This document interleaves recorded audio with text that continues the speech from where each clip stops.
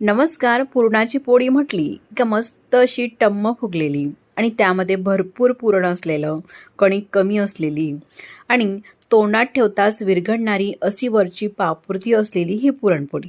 अशा प्रकारची पुरणपोळी जेवणामध्ये असली का मन अगदी तृप्त होते ना. चला तर मग देवदर्शन किचनमध्ये मी सुरेखा आज तुम्हाला अशाच प्रकारची पुरणपोळीची रेसिपी बनवून दाखवणार आहे. कितीही पातळसर ही पुरणपोळी तुम्ही लाटली तरी सुद्धा ही लाटली जाईल, अजिबात फाटणार नाही. चला तर मग मैत्रिणींनो, रेसिपीला सुरुवात करूया. तर या ठिकाणी मी 5 ते 6 लोकांसाठी पुरणाचा स्वयंपाक करत आहे, म्हणून ह्या डब्याने 1 वाटी हरभऱ्याची डाळ घेतलेली आहे. डाळ आधी आपल्याला स्वच्छ निवडून घ्यायची आहे, म्हणजे त्यामध्ये हिरवे डाळ असतात, काही काळे असतात, ते संपूर्ण आपल्याला काढून घ्यायची आहे. त्यानंतर कुकर घेतलेला आहे. ज्या वाटीने आपण डाळ घेतलेली आहे ना, त्याच वाटीने 3 वाट्या पाणी टाकलेलं आहे आणि हे थोडंसं वर टाकलेलं आहे. यासाठी का मला याची आमटी करायची आहे, म्हणून थोडंसं पाणी जास्त टाकलेलं आहे. त्यानंतर गॅसवरती हा कुकर ठेवून पाण्याला मस्त खळखळून उकळी येऊ द्यायची आहे आणि उकळी आल्यानंतरच ही डाळ आपल्याला धुवून घ्यायची आहे. स्वच्छ धुवून घेतलेली डाळ कुकरमध्ये टाकायची आहे. डाळ शिजत असताना त्यामध्ये चमच्यावर थोडंसं तेल टाकलं आणि थोडीशी हळद टाकली, म्हणजे पुरणाला छान असा रंग येतो.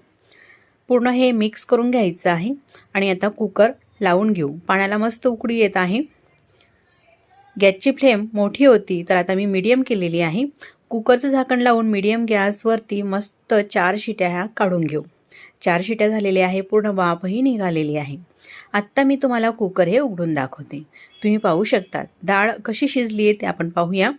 मस्त अशी डाळ शिजलेली आहे.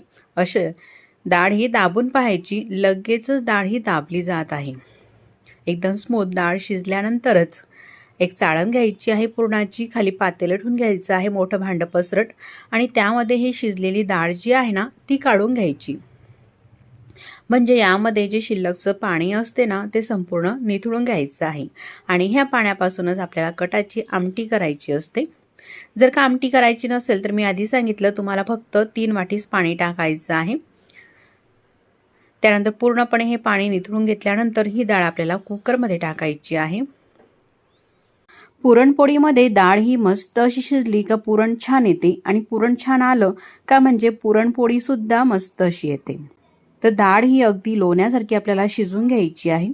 पूर्ण डाळ ही कुकरमध्ये टाकून घेतल्यानंतर आपण जेवढी डाळ घेतली असेल तेवढीच साखर टाकायची आहे, किंवा गुळाच्या पुरणपोळ्या करायच्या असल्या तर गुळ हा खिसून घ्या तेवढ्याच प्रमाणामध्ये.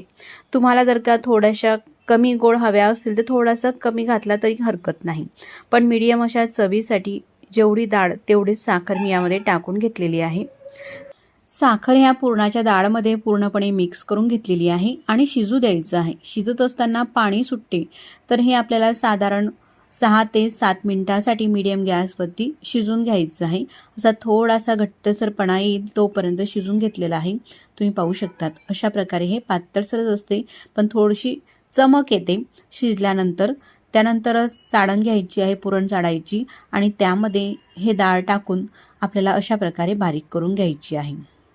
तर गरम गरमच डाळ ही छान अशी बारीक होते, अगदी पटकन. थंडी झाली मैत्रिणींनो, उशिरा केला तुम्ही डाळ ही चाळायला तर पाहिजे तशी व्यवस्थित होत नाही, तर म्हणून गरम गरमच आपल्याला चाळणीच्या आतून काढून घ्यायची आहे. तुम्ही पाहू शकतात एक सुद्धा डाळचा कणा नाही. डाळ मस्त अशी शिजलेली होती, त्यामुळे मस्त ही पूर्णपणे चाळली गेलेली आहे. पूर्ण पुरण हे चाळणीला चिटकते, ते अशा प्रकारे आपल्याला चमच्याने सुरीने काढून घ्यायचं आहे. त्यानंतर पुरण हे मिक्स करून घेऊ. आपल्या पुरणपोळीला मस्त अशी चव येण्यासाठी ह्या पुरणामध्ये वेलची आणि जायफळाची थोडीशी पावडर घालते. हिरवे वेलदोडे हे कुटून घेतलेले आहे जायफळाने, साधारण अर्धा चमचा एवढी ही पावडर टाकून पुरण पूर्णपणे छान असं मिक्स करून घेऊ. तुम्ही पाहू शकतात मैत्रिणींनो, पुरणाला किती छान असा रंग आलेला आहे. तर डाळ शिजताना आपण यामध्ये थोडीशी हळद घातलेली होती. जर का घरी बनवलेल्या हरभऱ्याची डाळ असेल तुमची तरच हळद घाला, आणि जर का रेडीमेड डाळ असेल दुकानावरून आणलेली तर हळद वगैरे घालायची काही गरज नाही, डाळ शिजते वेळेस. मस्त पुरण हे झालेलं आहे. पुरण आता तयार झालेलं आहे हे पुरणपोळी बनवण्यासाठी. तर आपल्याला कणिक लागणार आहे. तर हे पीठ घेतलेलं आहे गव्हाचं पीठ मी हे वस्त्रगाळ करून घेतलेलं आहे.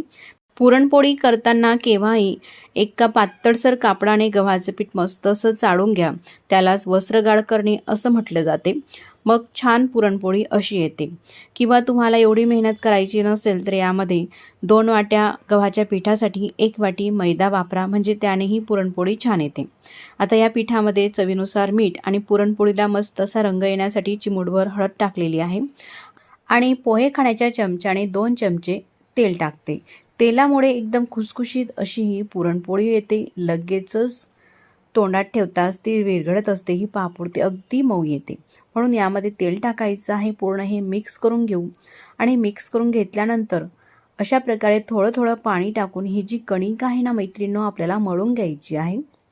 पाणी अशा प्रकारे थोडं थोडं टाकूनच कणिक ही मळून घ्या. एकदम पाणी घालून कणिक मळू नका.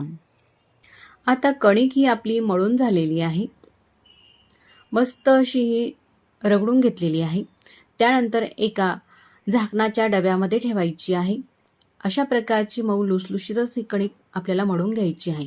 त्यानंतर झाकण बंद करायचं आहे आणि साधारण 10 ते 15 मिनिटासाठी ही कणिक आपल्याला मुरत ठेवायची आहे. त्यानंतर मगच पुरणपोळ्या करायच्या आहे. तुम्ही पाहू शकता 15 मिनिटानंतर हे पुरण थोडंसं असं घट्टसर झालेलं आहे. थंड झाल्यानंतर आता आपण पुरणपोळ्या करायला सुरुवात करूया. तर पुरणाचे आधी अशा प्रकारे आपल्याला गोळे करून घ्यायचे आहे, म्हणजे पुन्हा पुन्हा हात भरत नाहीत. जसं तुम्हाला पुरणपोळीमध्ये पुरण भरायचं असेल त्यानुसार हे गोळे करायचे आहे.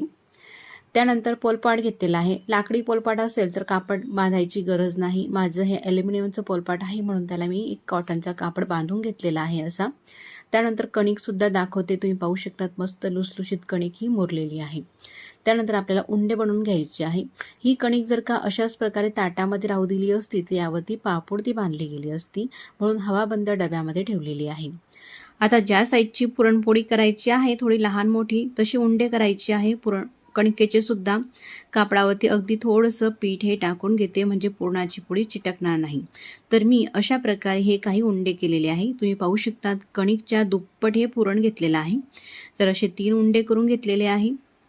त्यानंतर कणिकचा उंडा घ्यायचा आहे आणि अंगठ्यांनी अशा प्रकारे ही पारी करायची आहे. तुम्ही पाहू शकतात कणिक ही आपण मस्त मऊ लुसलुशीत भिजून घेतल्यामुळे लगेचच ही पारी होत असते. त्यानंतर पुरणाचा गोळा ठेवायचा आहे आणि अंगठ्यांनी पूर्ण आत लोटून पारी ही वर काढायची आहे.